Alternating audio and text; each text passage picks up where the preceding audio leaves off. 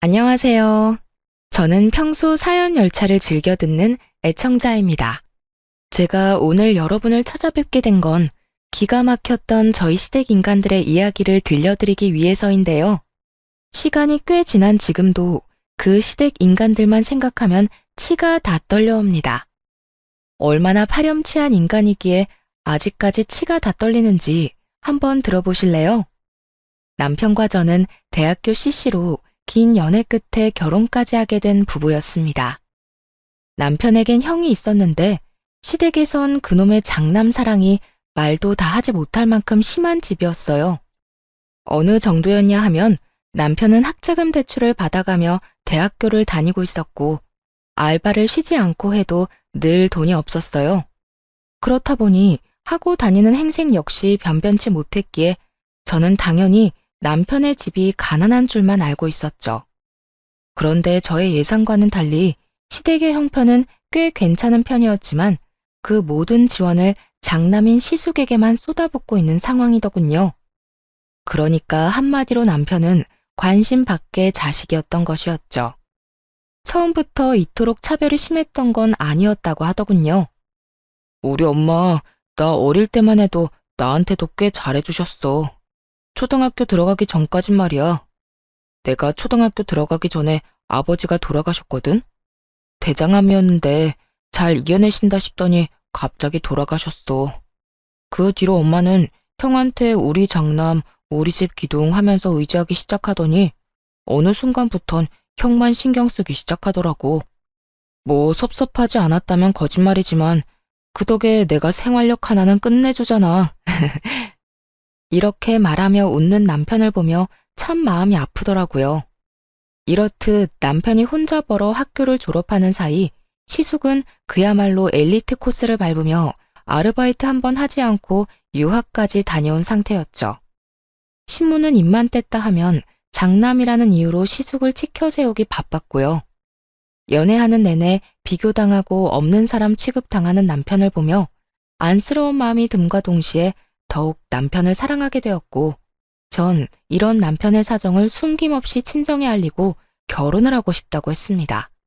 아빠, 나 그 사람 행복하게 해주고 싶어. 내가 그 사람 곁에서 진정한 사랑이 뭔지 알려주고 싶어. 그러니까 허락해줘. 우리 딸이 이렇게까지 말하는데 당연히 허락해줘야지. 아빠는 우리 딸 안목을 믿는다. 네가 이렇게까지 말하는 데는 그만한 이유가 있을 거야. 고마워요, 아빠. 나 진짜 행복하게 잘 살 자신 있어. 그래, 네 이야기 들어보니 그 녀석 많이 외롭게 큰 것 같은데 사랑 많이 받고 자란 네가 많이 아껴주고 사랑해주거라. 부모님은 저를 믿는다며 결혼을 흔쾌히 허락해 주셨고 그렇게 저흰 결혼을 하게 되었습니다. 결혼을 할 때에도 시모의 차별과 상황은 변하지 않았어요. 시숙이 결혼할 때에는 가지고 있던 건물까지 처분해 아파트를 장만해줬다고 들었는데 저희가 결혼할 당시엔 시숙이 사업을 한다는 이유로 사업 자금을 마련해줘야 하니 여유 자금이 없다고 하더군요. 그래서 저희는 친정에서 보태주신 돈과 제가 모은 돈, 남편이 가지고 있던 돈 조금을 보태 집을 마련하고 신혼생활을 시작했죠. 물론 대출을 끼긴 했지만 우리만의 보금자리가 생긴 것에 만족하자며 서로를 보듬었고 남편은 그런 저에게 고맙다고 끊임없이 말해주며 더욱 가정에 충실한 가장의 모습을 보여주곤 했습니다. 그런 남편에게 제가 결혼을 하며 당부한 것이 있었어요. 자기야, 나 자기랑 결혼할 거야. 그런데 이거 한 가지는 꼭 지켜줬으면 해. 그게 뭔데? 돈 관리는 내가 할게. 돈 관리? 그래, 그렇게 해. 그게 뭐 힘든 일이라고. 그런데 이유가 뭐야? 내가 보니까 자기 집으로 다달이 용돈 주는 거 너무 과하다 싶더라고. 당신 성격상 결혼했다고 해서 그 용돈 딱 끊지도 못할 것 같고. 그렇다고 그 돈을 결혼하고 나서도 계속 줄 순 없는 노릇이잖아. 우리 대출금도 갚아야 하고 적금도 들어야 하는데 말이야. 그래서 내 핑계를 대라고 내가 관리한다는 거야. 어머님이 앞으로 용돈 이야기 꺼내시면 돈 관리는 내가 한다고 하면서 나한테 다 넘겨. 내가 알아서 할 테니까. 그런 거라면 난 싫어. 내가 우리 엄마 성격 잘 아는데 당신한테 분명 좋은 소리 안 할 거야. 모르긴 몰라도 당신 못 살게 굴 텐데 내가 그 꼴을 어떻게 보고 있어? 괜찮으니까 그냥 보고만 있어. 자기는 보고만 있는 게 도와주는 거야. 나 몰라? 내가 돈을 깔고 앉아 있어야 우리 가정이 비로소 평화로워지는 거라고. 그러니까 당신은 내가 도와달라고 할 때까지 그저 지켜만 봐. 끝까지 반대하던 남편은 경제권은 모두 저에게 넘기겠지만 모든 화살은 저에게 넘기지만은 않겠다며 이젠 가정도 생겼으니 할 말은 하고 살겠다고 하더군요. 그렇게까지 하겠다는데 제가 뭐라고 하겠어요? 나쁜 짓을 하겠다고 하는 것도 아니고 제가 힘들까봐 직접 나서겠다는데 그저 우리 남편 많이 컸다며 엉덩이 두들겨 주었어요. 그렇게 저와 남편은 더욱 단단해졌고 제가 예상한 대로 시모는 확 줄어든 용돈에 불만을 가지며 연락을 해오더군요. 아가, 이번 달 용돈 잘 받았다. 그런데 돈이 좀 모자라더구나. 내가 이때껏 얼마 받았는지 너도 잘 알지 않니? 아무리 장가를 갔다고 한들 이건 금액 차이가 너무 크구나. 난 이걸로 도저히 안 되겠으니 돈 좀 더 보내거라. 어머님, 제가 형님한테 들었는데 형님네도 30만 원 드린다면서요? 다른 사람도 아닌 집안의 기둥이자 장남도 30만 원을 드리고 있다는데 저희가 뭐라고 그 이상을 드리겠어요? 혹시 쓰다가 모자라시면 저희 말고 형님께 연락해서 더 달라고 하세요. 그간 많이 투자해 주셨는데 용돈 좀 더 드리는 게 뭐가 힘들겠어요. 시모는 그동안 남편에겐 꼬박꼬박 100만 원씩 받아갔으면서 온 재산을 쏟아부은 시숙에겐 용돈 한 푼 받지 못하다가 시숙이 장가를 가고 나서야 30만 원씩 받고 있다는 사실을 형님에게 듣게 되었죠. 그래서 저 역시 시모가 다른 소리 하지 못하게 30만 원만 드렸던 것이었고요. 틀린 말이 하나 없는 제 말을 들은 시모는 괜한 짜증을 내곤 전화를 끊어버리더군요. 너흰 그런 이야기까지 주고받니? 네 참, 며느리 둘이서 별말을 다 주고받는구나. 끊어라. 기분 나빠서 너랑 더는 통화하고 싶지 않구나. 시모의 전화는 끊겨버렸고 그렇게 용돈 사건은 일단락되었지만 왜인지 이게 끝일 거란 생각은 들지 않더라고요. 도리어 시작일 수도 있단 싸한 기분마저 드는 것이 불안한 생각을 지울 수가 없었어요. 그도 그럴 것이 시모는 돈만 생겼다 하면 시숙에게 아낌없이 쏟아붓는 것도 모자라 하늘 끝까지 치켜 세우는 건 역시 당연한 사람이었거든요. 하지만 시댁에서 필요로 하는 더러운 일, 힘쓰는 일 등 온갖 잡일은 저희 남편만 불러 시켜대기 일쑤였죠. 그럴 때마다 하는 말은 늘 같았어요. 네 형은 큰 사업하느라 바쁘지 않니? 그러니 회사나 다니며 월급 받아 쓰는 한가한 네가 이런 일을 하는 게 당연하지 않니? 처음 이 이야기를 들었을 때 얼마나 황당했는지 모릅니다. 다른 사람도 아닌 친엄마가 저런 말을 했다니 여러분은 믿기시나요? 저는 믿기지도 믿고 싶지도 않더라고요. 하지만 그 모든 건 사실이었고 남편에게 닥쳐 있던 현실이었죠. 이렇듯 평소에도 남편을 종부리듯 부리는 시모가 저와 사이가 틀어져 버렸으니 그 화풀이가 남편에게 가는 것은 불보듯 뻔한 일이었죠. 그랬기에 저의 온 신경은 남편의 휴대전화에 가 있었고 시모가 남편에게 연락이라도 오는 날엔 남편만 주시하고 서 있기도 했습니다. 하지만 이런 제 걱정을 눈치라도 챘는지 이래도 허 저래도 하 하던 남편은 각성이라도 한 것인지 점점 변하기 시작하더군요. 어느 날은 시모가 집에 변기가 막혔다며 연락이 온 적이 있었는데요. 평소라면 아무 말도 하지 않고 허허거리며 시댁에 갔을 남편이 이렇게 말하는 게 아니겠어요? 엄마, 변기가 막혔으면 사람을 불러. 아니면 엄마가 그렇게 사랑하는 형을 부르던지. 엄마가 매번 무시하는 그깟 회사 일하느라 나도 바빠. 월급은 그냥 하늘에서 뚝 떨어지는 줄 알아? 일을 해야 나도 먹고 살 거 아니야. 그러니까 앞으로 이런 일로 나 부르지 마요. 뭐라고? 너 내 아들 맞니? 어떻게 내 아들이 나한테 그런 말을. 너 어디 아프니? 아니, 나 멀쩡해. 그리고 내가 좀 알아보니까 사람 불러서 변기 뚫는 거 얼마 하지도 않더라. 돈 없으면 형한테 달라고 하던가. 그만큼 투자했으면 그 정도는 달라고 할 수 있잖아. 이런 말을 할 정도로 남편은 변하고 있었고, 저는 제가 걱정할 일은 없어 보였어요. 이렇게 갑자기 변해버린 남편의 모습이 뿌듯하면서도 이상하기도 했는데, 변해버린 남편의 모습엔 이유가 있었더라고요. 그건 다름 아닌 남편의 몫으로 남겨놨다던 아버님의 유산 때문이었어요. 돌아가신 아버님이 남편이 결혼을 하면 꼭 주라던 건물이 있었는데, 그걸 글쎄 시모가 처분해 홀랑 시숙의 사업자금으로 줘버렸다고 하더군요. 시숙 역시 그게 남편의 몫이란 걸 뻔히 알면서도 염치도 양심도 없이 홀랑 받아갔다는 사실을 한 남편은 많이 실망하기도 하고 어떤 면에선 체념마저 한 것처럼 보였어요. 여보, 괜찮아? 나 다 들었어. 어머님이 당신 몫으로 준다던 건물 아주버님께 줬다면서? 괜찮지 뭐. 사실 기대도 안 했어. 말만 나한테 준다고 했었지 그게 그렇다고 해서 내 것도 아니고.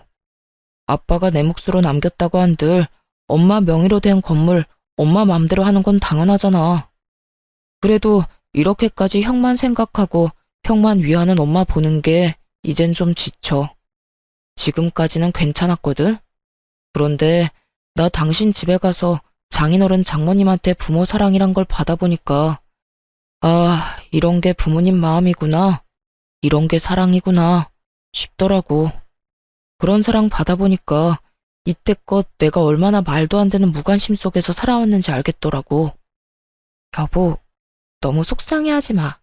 지나간 일이야 어쩔 수 없지만 앞으론 내가 당신 많이 사랑해줄게. 나만 믿어.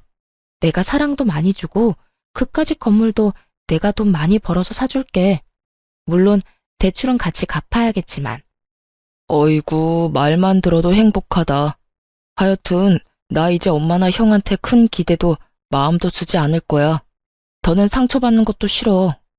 앞으론 나 자신하고 당신만 생각하고 할 말도 다 하고 살 거야.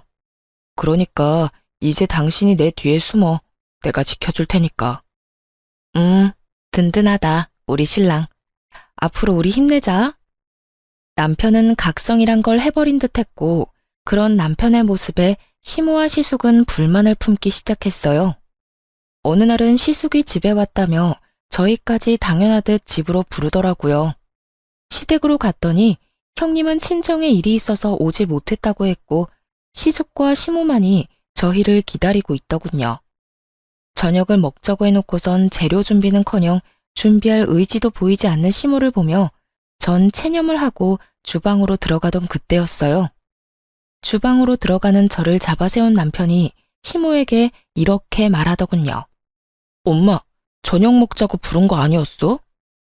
그렇지. 시간이 몇 시인데 저녁 먹자고 불렀지. 점심 먹자고 불렀겠어? 시모는 고개를 갸우뚱하며 남편이 그런 질문을 하는 의도를 전혀 모르겠다는 듯 대답했고 남편은 그런 시모를 보며 더욱 화가 난다는 듯 날이 선 목소리로 말하더군요.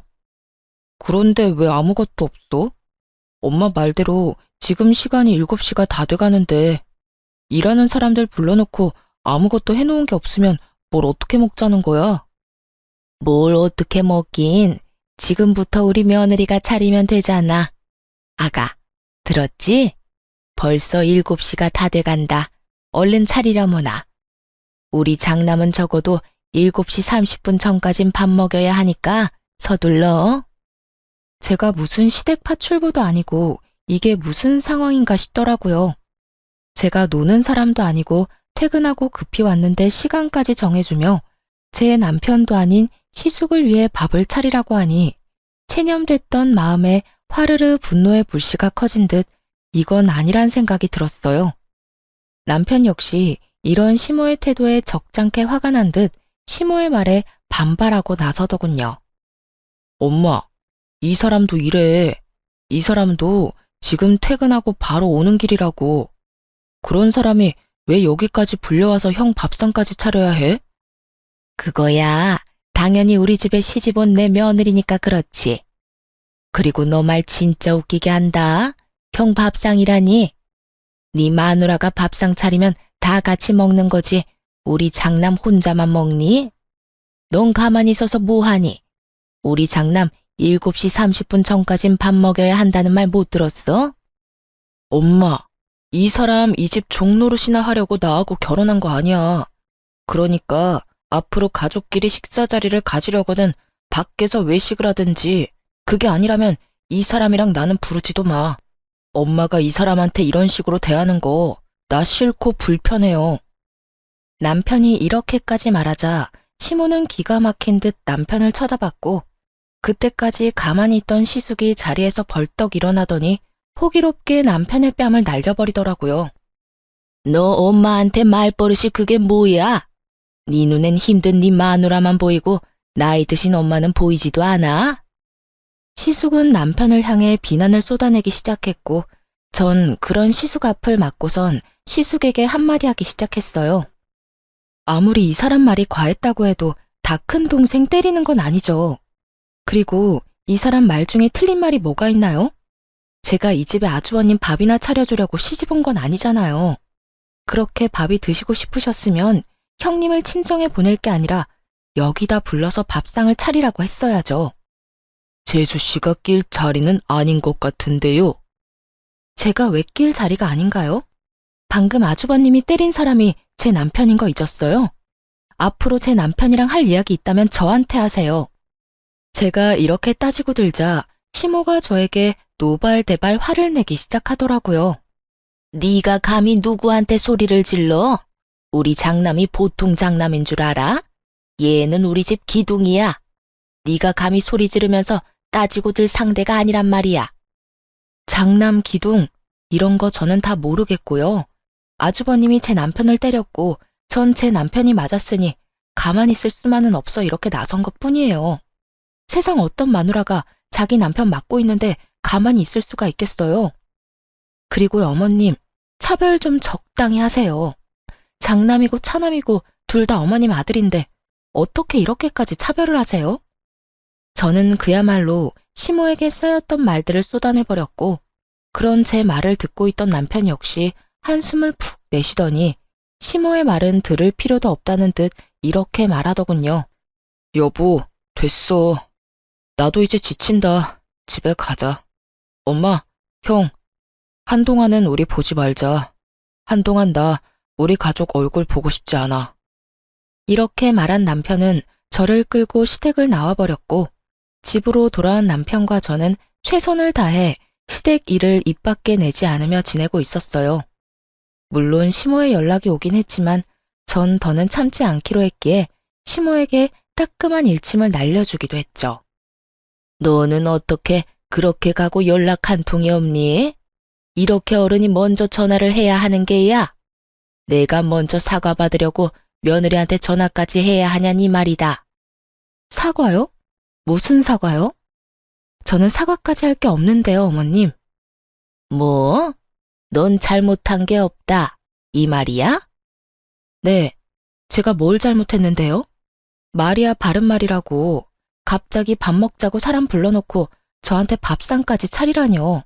심지어 형님은 속 편히 친정에 보내버리고, 저는 아주버님 굶기면 안 되니까 거기서 밥까지 해다 바쳐라. 어머님, 저 이씨 집안 둘째 며느리이지 어머님 종 아니에요. 너 말 잘했다. 며느리가 시댁에 와서 밥상 차리는 게 이렇게까지 할 일이냐? 며느리가 그까짓 밥 얼마든지 차려드릴 수도 있고 그게 힘든 건 아니죠. 힘든 건 아닌데 전 저를 막 부려먹어도 된다고 생각하는 사람에게 굳이 그런 호의를 베풀고 싶진 않아요.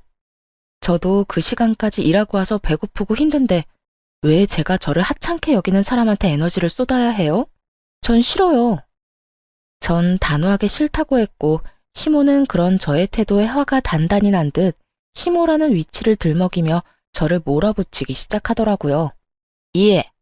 얘가 말하는 것 좀 봐라. 너 지금 내가 시어머니인 건 알고 있니? 알고 그딴 건방진 말을 하는 게야? 시어머니가 하라고 하면 하고 맞는다고 하면 맞는 거지. 뭐? 싫어? 호의를 베풀고 싶지 않아? 네가 네 남편이 네 편 좀 들어줬다고 아주 간이 부었나 본데. 이런 식으로 나오면 누구 손해인 줄 정녕 모르는 게야? 이걸 협박이라고 하는 건지 그 협박 참 하찮다고 느껴졌어요. 전 이 하찮은 협박질이나 해대는 시모에게 지고 싶지 않았고, 그래서 그런 시모에게 더욱 나를 세우며 맞서게 되었습니다. 누구 손해일지는 앞으로 두고 보면 알겠네요. 전 이제 어머님뿐 아니라 시댁에도 큰 기대 없고요.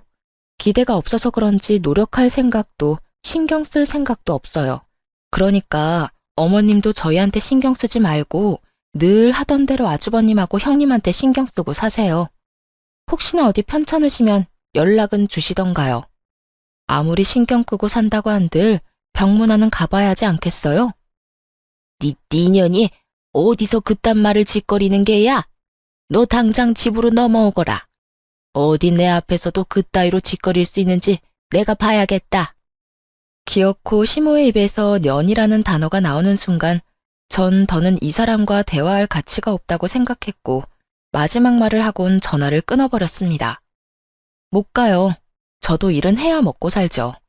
누구랑 다르게 저흰 어머님 도움도 못 받아서 제가 놀고 먹으면 저희 가족 손가락 빨고 살아야 해서요. 그러면 전 끊을게요. 들어가세요, 어머님. 전화를 끊어버린 후 시모에게서 전화와 문자 폭격이 이어졌지만 전 전화를 꺼버렸습니다. 들어봤자 기분만 상하고 봐봤자 눈만 버릴 것이 분명한데 그걸 왜 다 듣고 보고 있겠어요? 이럴 땐 무시가 답이었죠. 그렇게 제 휴대전화는 일주일에 가까운 시간 동안 꽤 많은 시간 꺼져 있었고 일주일이 지나고 나니 차츰 연락도 잦아들더라고요. 남편 역시 시모와 시숙에서 연락을 받았다고 했지만 큰 신경을 쓰지 않는 듯 했어요. 이렇게 저희만의 삶을 살기 시작했고 새로운 가족을 맞이하게 되었습니다. 여보, 나 임신했어. 5주 차래. 정말이야? 그게 정말이야? 와, 여보, 나 진짜 너무 좋다. 나 진짜 행복하다. 나 진짜 행복해. 제 임신 소식에 남편은 울더라고요. 만감이 교차하는 듯 엉엉 우는데 그런 남편을 달래느라 혼났네요. 남편은 누구보다 행복해했고 저 역시 그런 남편을 보며 행복했어요. 그 행복함도 잠시 입덧이 심해지며 몸이 날이 가면 갈수록 힘들어지더라고요. 제가 힘들어하니 남편 역시 제 걱정에 회사 일에 집중을 못하고 있었고요. 입덧 기간은 생각보다 길어졌고 남편은 도저히 안 되겠다는 듯 저에게 친정에 들어가서 사는 것이 어떻겠냐고 하더라고요. 여보, 혹시 우리 당신 집에 들어가서 사는 건 어때? 어? 친정에? 갑자기 왜? 내가 많이 생각해봤는데 아무래도 그게 좋을 것 같아서. 당신 입덧 때문에 많이 힘들기도 하고 내가 출근하고 나면 당신 혼자 있어야 하는데 난 그런 당신 신경이 쓰여서 일도 손에 안 잡혀. 나도 내가 과한 걱정하고 있다는 거 잘 아는데 그래도 어쩌겠어. 당신 남편이 이렇게 팔불출인걸.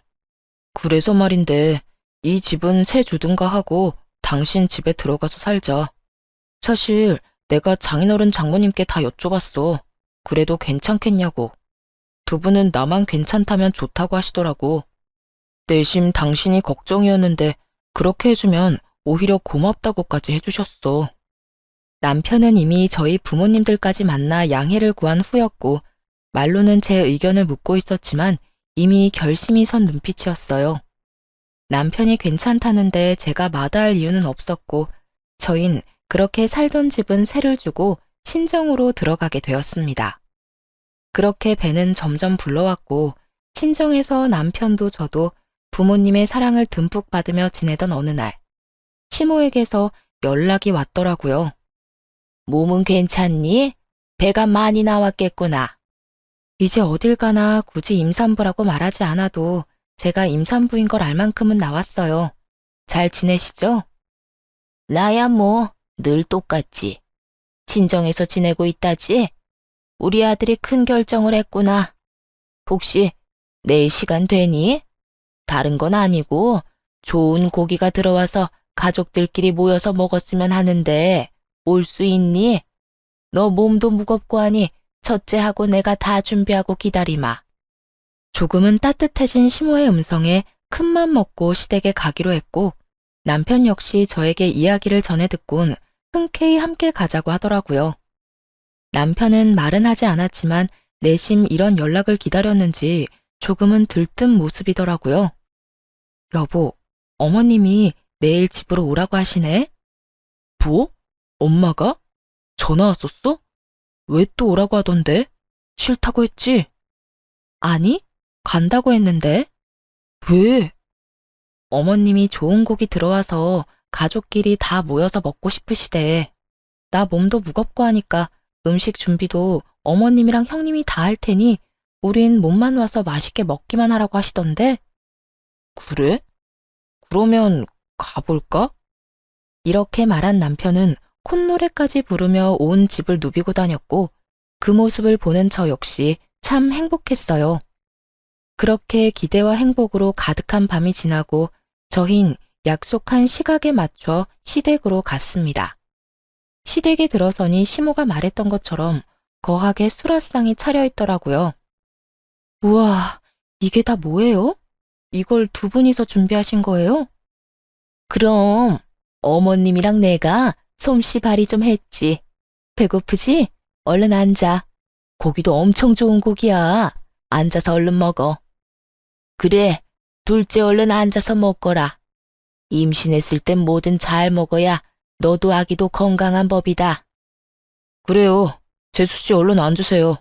재수씨가 얼른 앉아야 우리도 먹어요. 너도 그렇게 서 있지만 말고 얼른 앉아. 시모를 비롯한 형님과 시숙은 과하게 남편과 저에게 친절을 베풀었고 그런 그들의 모습에서 전 불길한 기분을 지울 수가 없었어요.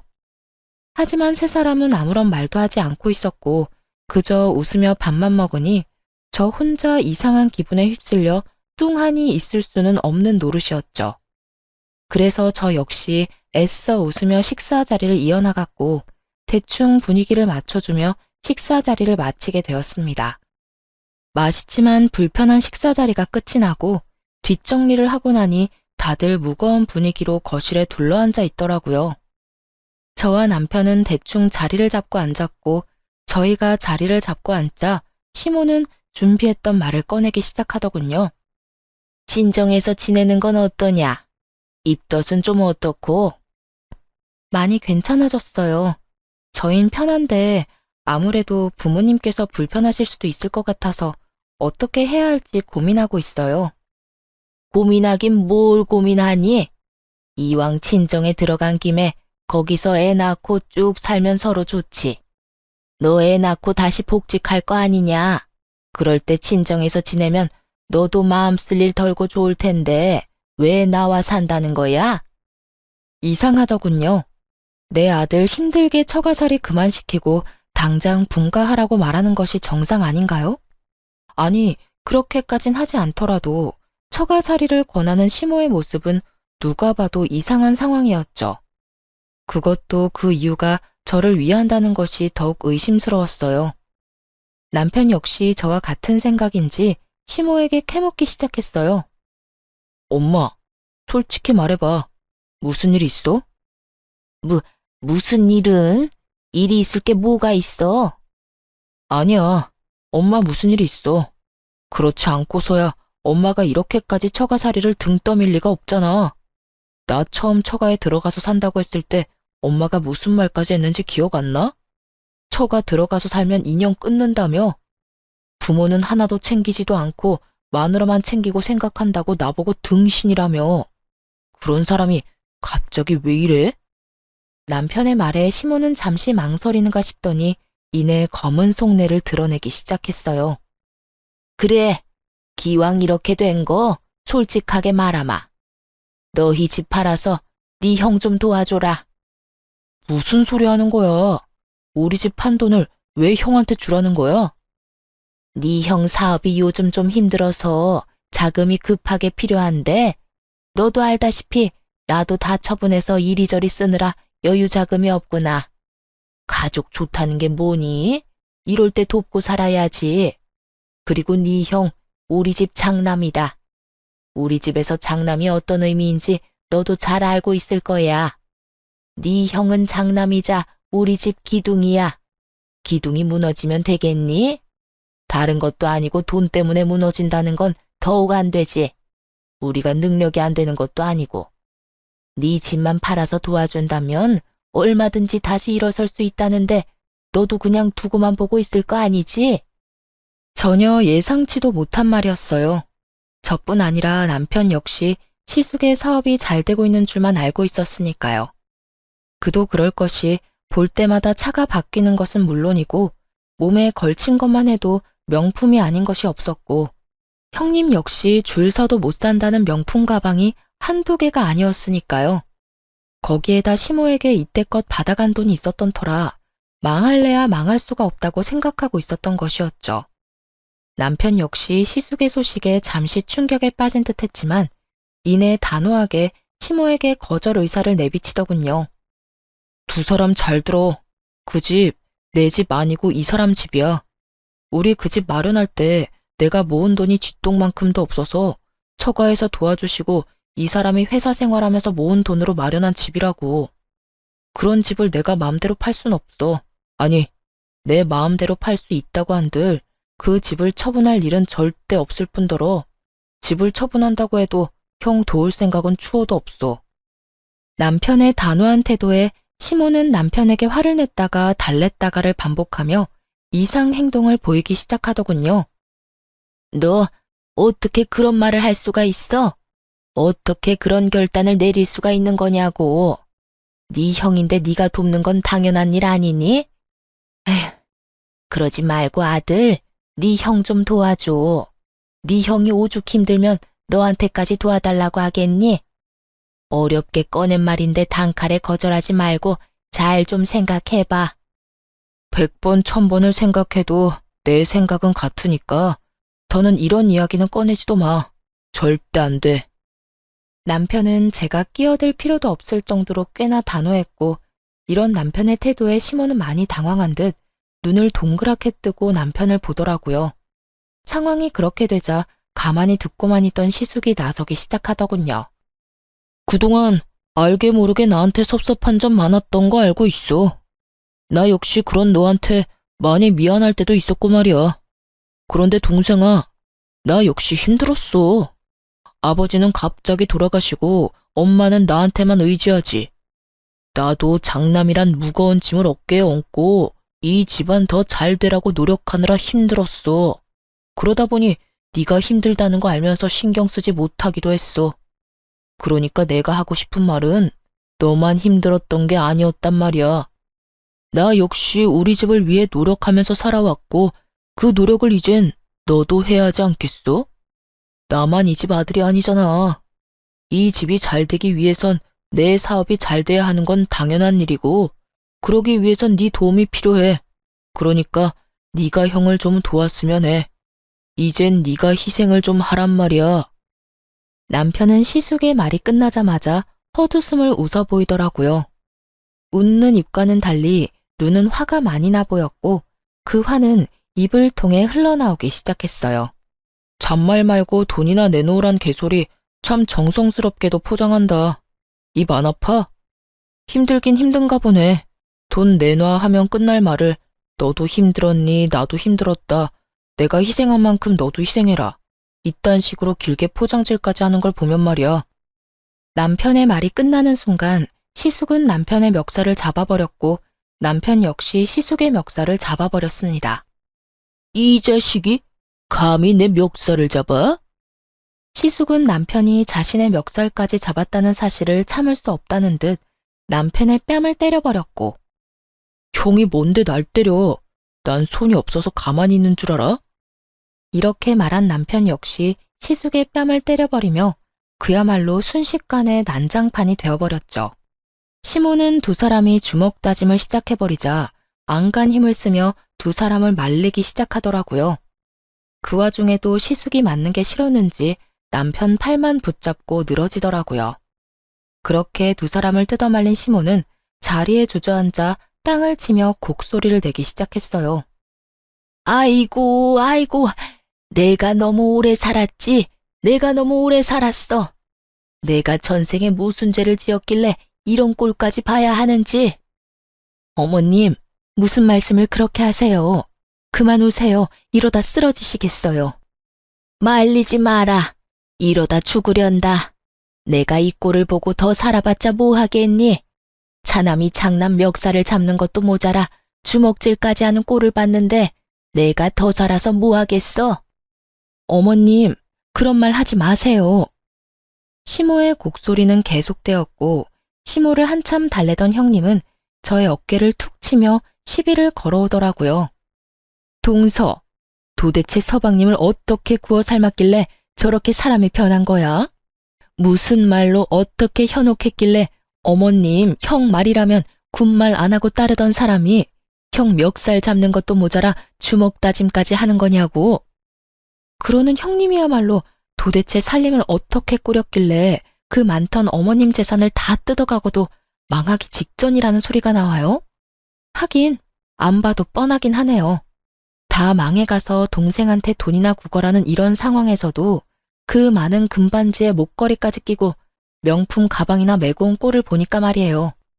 그것만 다 팔아도 살림이 좀 나아질 텐데 그놈의 사치는 어떻게 해도 고쳐지지가 않나 봐요. 저는 받은 만큼 형님에게 돌려주었고 제 말에 머리끝까지 화난 형님이 저의 머리채라도 잡을 태세로 달려들더라고요. 전 그런 형님의 행동에 순간적으로 제 배를 꽉 끌어안고선 그대로 형님을 발로 걷어차버렸어요. 형님은 제 발차기 한 방에 고꾸라져 바닥을 뒹굴고 있었고 이런 난리통에도 시모는 오로지 남편을 향한 원망과 욕을 쏟아내고 있더라고요. 이게 다 너 때문이다. 네가 네 형 도와준다는 말만 했어도 이 난리가 났겠어? 그깟 돈 얼마나 된다고 그걸 못 준다고 해서 이 난리통을 만들어. 이 천하의 나쁜 놈, 이 천하의 불효자. 네 형은 우리 집의 기둥인데 당연히 네가 형을 도와야지. 시모의 말은 발악에 가까웠고 그런 시모의 말을 듣고 있던 남편은 이렇게 말을 하더라고요.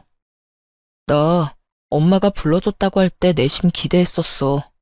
아무리 나한테는 무관심한 엄마였어도 손주는 내심 기다렸구나. 그래서 오늘 우리한테 늦긴 했지만 수고했다, 기특하다 이런 말 한마디 정도는 하겠구나 하면서 말이야. 그런데 그게 다 내 착각이었네. 진작 축하할 생각 따윈 없었고 그저 나한테까지 돈 뜯어내려고 불렀던 거구나. 돈을 뜯어낸다니. 넌 그게 엄마한테 할 표현이니? 그냥 엄마는 가족끼리 돕자는 거야. 하물며 네 형은 우리 집 가장이니까 당연히 가족들이 도와야지. 그놈의 장난 타령 좀 그만해. 그리고 내가 이 집 가족이긴 해? 언제부터 내가 이 집 가족이었어? 난 나 혼자 컸어. 나 혼자 다 해결하고 나 혼자 다 벌어쓰고. 형은 좋은 옷, 좋은 도시락 싸들고 다닐 때 나는 다 해진 옷, 집에서 먹다 남은 반찬 혼자 도시락통에 담아서 다녔다고. 그마저도 없을 땐 그냥 굶었어. 그런데도 내가 가족이야? 누가 그러고 다니라고 했어? 도시락 그까짓 거 싸달라고 하지 그랬어. 엄마, 다른 엄마들은 싸달라고 하기 전에 다들 싸줘. 그렇지 않으면 자기 자식은 쫄쫄 굶어야 하니까. 아, 다 됐어. 다 됐고. 앞으로 저 이 집이랑 무관한 사람으로 살 테니까 다신 연락하지 마세요. 아니, 애초에 없는 사람이다 하고 살아요. 지금까지 그래왔던 것처럼. 제가요, 그래도 마지막으로 엄마를 위해서 한마디만 할게요. 형이 아무리 힘들다고 죽는다고 우는 소리에도 이 집은 넘기지 말고 죽을 때까지 가지고 있으세요. 이 집마저 형한테 넘기면 엄마 오갈 데 없어지는 건 물론이고 한평생 한 번도 해본 적 없는 고생 노후에 다 하게 될 테니까요. 여보, 가자. 저는 남편의 손을 잡고 시댁을 나와버렸고 그 후론 정말 시댁과의 연을 끊고 살았습니다. 한동안 남편의 마음은 뒤숭숭해 보였지만 일정 시간이 지나자 안정을 되찾아가는 듯 했어요. 아니, 도리어 좀 더 밝은 모습을 보이기도 했어요. 그러던 어느 날 잊고 지내던 형님에게서 연락이 오더라고요. 동서, 잘 지냈어? 저야 뭐 잘 지내죠. 그런데 무슨 일이세요? 그냥 어떻게 지내나 궁금하기도 하고 그냥저냥 전화해봤어. 나 이혼했거든. 이혼하고 나니까 동서 생각이 나더라고. 갑작스러운 이혼 소식에 좀 당황스럽더라고요. 다른 건 몰라도 형님과 시숙 사이는 때론 제가 부러울 정도로 좋았기에 더욱 의아하더군요. 이혼이요? 갑자기 이혼이라니, 왜요? 그게 결국 어머님 집까지 팔아서 새로운 사업을 시작했는데 그거마저 망해버렸어. 이것저것 손대는 거마다 망해버리니까 그 사람도 변해버리고.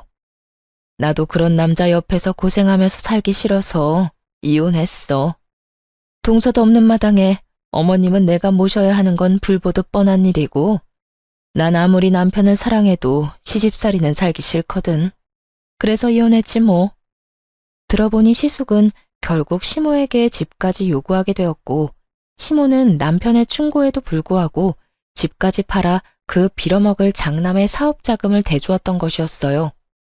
하지만 그 사업마저 결국 망해버렸고, 시숙은 빚쟁이가 되어버렸다고 하더군요. 돈도 없는데 시모까지 모실 상황이 된 형님은 시숙을 버리기로 결정한 것이었죠. 어찌되었든 이혼하고 나니까 동서 생각 많이 나더라. 그동안 내가 미안했어. 이 말하고 싶어서 전화했어. 그러면 잘 지내. 그렇게 전화는 끊어졌고 그 뒤 시모의 소식이 들어오더라고요. 시모는 그나마 조금의 생각은 있었는지 방 얻을 정도의 돈은 따로 남겨뒀다고 하더군요. 그래서 그 돈으로 작은 집에 월세로 살고 있다는 소식을 들을 수 있었어요. 시숙은 빚쟁이에게 쫓겨다니느라 연락도 되지 않는 상태라고 하고요. 전 이런 소식을 남편에게 알릴까 말까 고민을 하다 남편에게 털어놓기로 했습니다. 여보, 어머님 소식 들었는데 어머님 결국 집까지 다 처분해서 아주버님 사업자금 대주고 지금은 월세 얻어서 혼자 지낸다고 하더라. 아주버님은 사업 망하고 이혼했다고 하고 요즘은 빚쟁이한테 쫓기느라 연락도 안 된대. 그래? 내가 그럴 줄 알았어. 그래서 내가 집만큼은 지키라고 한 건데. 하여튼 그놈의 장남이 뭐라고 그렇게까지 하는 건지 난 도저히 이해가 안 된다. 난 당신한테 그렇게 했다는 게 더 이해가 안 돼. 그렇게 생각하면 끝도 없지 뭐. 이미 흘러간 일이고 난 신경 안 써. 그래. 그런데 당신 괜찮아? 어머님 저렇게 혼자 둬도 되겠어? 계속 신경 쓰이지 않을까? 전혀 신경 안 쓰인다고 하면 거짓말이겠지. 그런데 그렇다고 해서 모시고 산다거나 다시 왕래하고 살고 싶을 만큼 신경 쓰이진 않아. 그런 감정도 남아있지 않고. 난 내가 할 수 있는 도리는 다 했다고 생각하고 그만큼 내가 할 수 있는 최대한의 노력 역시 다 했다고 생각해. 그러니까 앞으로는 나를 위해, 당신을 위해 살 거야. 그래, 당신이 그렇다면 나도 신경 쓰지 않을게. 그래, 신경 쓰지 마. 우리 엄마 그렇게 약한 사람 아니야. 살 곳 있으면 다 된 거지 뭐.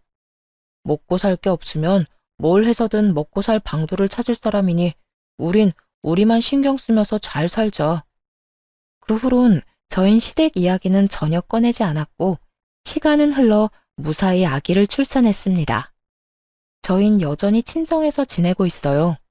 출산을 하고 아기가 밤낮 없이 울어대는 탓에 행여 부모님이 힘드실까봐 다시 나갈까 고민했었는데 이런 고민을 하고 있다는 사실을 안 부모님이 저의 앞으로 맞고 서서 이렇게 말씀하시더라고요. 나가긴 어딜 나가? 내가 우리 손주 앉는 날만 기다리며 너희 닭살 떠는 꼴을 보면서도 참고 살았는데. 그러게 말이에요. 너희 닭살 떠는 꼴이 보기 좋아서 참고 산 줄 아니? 다 우리 손주 품에 끼고 살려고 참을인 새기면서 참았어.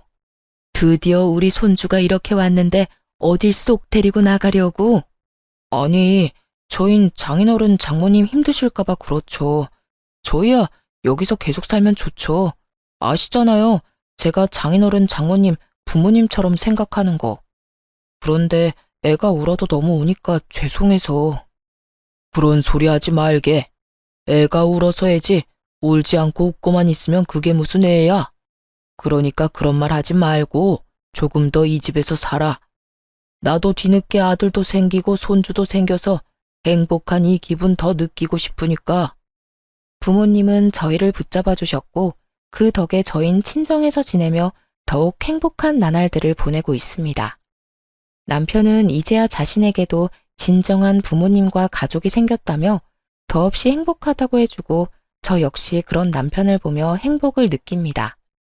요즘 제가 남편을 너무너무 사랑하는 것이 확실하다는 걸 느낍니다. 이토록 사랑하는 남편을 앞으로도 더욱 행복하게 만들어주기 위해 더 열심히 사랑하며 잘 살아보려고요. 저의 긴 사연도 끝이 났네요.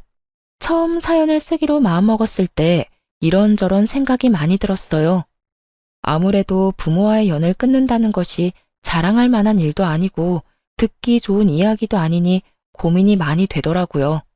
하지만 사연 열차에서 여러 사연들을 들으며 여러분이 그렇듯이 저 역시 깨달은 바가 컸기에 저도 용기를 내 사연을 쓰게 되었어요. 제 사연으로 누군가에게 깨달음까진 줄 순 없겠지만 저와 비슷한 일로 힘들어하시는 분께 다른 길도 있다는 걸 알려드릴 순 있을 테니까요. 부디 제 사연으로 누군가에겐 작은 용기라도 줄 수 있었으면 한다는 바람을 마지막으로 저는 물러가 볼게요. 저의 긴 사연을 끝까지 들어주신 모든 분들 감사합니다. 모두 행복하세요.